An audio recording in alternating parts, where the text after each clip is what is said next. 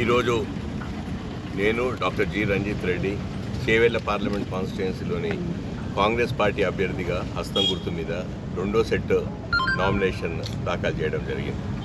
మా గౌరవనీయులు, మా వికారాబాద్ డీసీసీ అధ్యక్షులు, పరిగి స్థానిక శాసనసభ్యులు అన్న పెద్దలు రామ్మోహన్ రెడ్డి గారు, మా టిమ్రిస్ చైర్మన్ సోదరుడు ఫహీం భాయ్ గారు, మా షేర్లింగంపల్లి నియోజకవర్గ ఇన్ఛార్జ్ జగదీష్ గౌడ్ గారు, మా మహేశ్వరం ఎంపీపీ సునీత అంధ్యానాయక్ గారు సమక్షంలో ఇవాళ సెకండ్ సెట్ నామినేషన్ దాఖలు చేయడం జరిగింది. చాలా చాలా సంతోషం.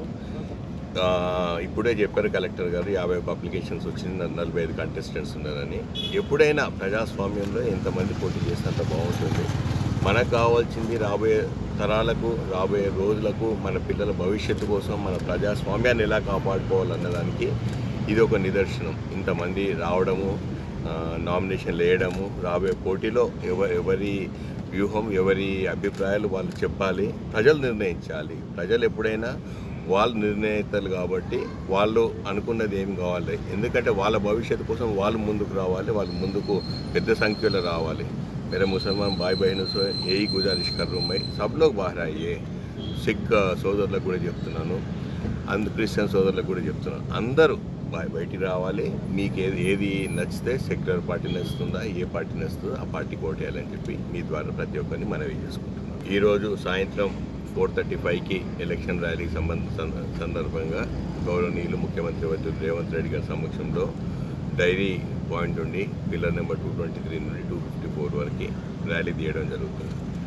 సో 223 దగ్గర మీటింగ్ పెట్టడం జరుగుతుంది. దాంట్లో జాయినింగ్స్ గురించి కంటే ఎక్కువ ఫోకస్ రాయన్ నగర్, చేవెళ్ళ కాన్స్టిట్యుయెన్సీ 2 నియోజకవర్గాల నుండి 30-40 వేల మందిని పిలిపించి ఆ మీటింగ్ పెట్టడం జరుగుతుంది. అంటే మేము ఒకటే రిక్వెస్ట్ చేసినాం, మిగతా నియోజకవర్గ చాలామంది ఇంట్రెస్ట్ చూపెట్టినారు, మేము కూడా వస్తాం నామినేషన్ కానీ గౌరవనీయులు ముఖ్యమంత్రి వర్యులు మిగతా కాన్స్టిట్యుయెన్సీ అన్నీ కూడా కవర్ చేస్తాం. రాబోయే రోజుల్లో షేర్లింగంపల్లికి స్వయాన్ని వస్తారు, పరిగికి స్వయాన్ని వస్తారు, వికారాబాద్కి వస్తారు, తాండూరుకి వస్తారు, దాని తర్వాత మళ్ళీ మహేశ్వరం, ఆర్కేపురం, సరూర్ నగర్ కూడా వచ్చేందుకు ప్లాన్లు చేస్తున్నాం. కాబట్టి ఎక్కడో అక్కడ ఆ రోజులే చేద్దాం. మనం క్యాంపెయిన్ మీద ఫోకస్ చేద్దాం, ఇంటింటికి తిరగడం మీద ఫోకస్ చేద్దాం.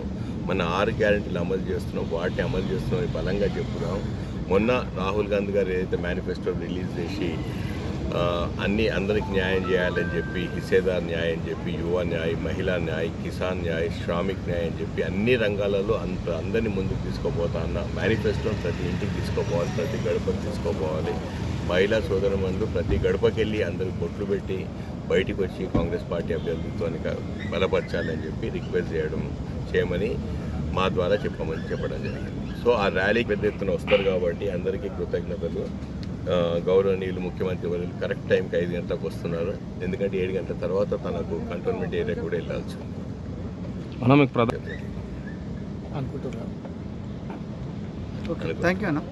రూపాయల గ్యాస్ సిలిండర్ అమలైంది. ఇక్కడ ఈ 7 జిల్లాలో ఎలక్షన్ కోడ్ మొన్న ఎమ్మెల్సీ ఎలక్షన్స్ అయింది. ఆ రిజల్ట్స్ జూన్ 4 ఉంది కాబట్టి, కానీ మా నాయకులు, మా అక్కడ ఇన్ఛార్జ్లు, మా ఎమ్మెల్యేలు ఒకటే చెప్తున్నారు, ఎవరికైనా రాకపోతే మా బాధ్యత, 200 యూనిట్ల కరెంటు, ఉచిత కరెంటు ఇవ్వకపోతే అది మా బాధ్యత అని చెప్తున్నారు.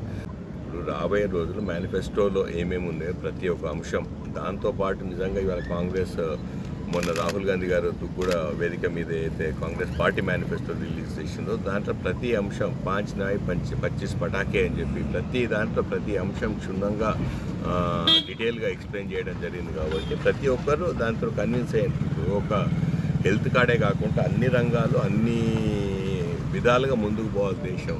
ఇప్పటివరకు ఎక్కడ ఉంది, ఇక్కడికి వెళ్ళి ఇంకెప్పుడు ముందుకు పోవాలన్న ఆలోచనతో ముందుకు పోతున్న కాంగ్రెస్ పార్టీకి అందరు పెద్ద ఎత్తున సపోర్ట్ చేస్తున్నారు, ముందుకు వస్తున్నారు. డెఫినెట్గా మాకు మార్పు కోరుకుంటున్నాం అని చెప్పి కేంద్రంలో 10 ఏళ్ళు అయింది, డెఫినెట్గా మార్పు.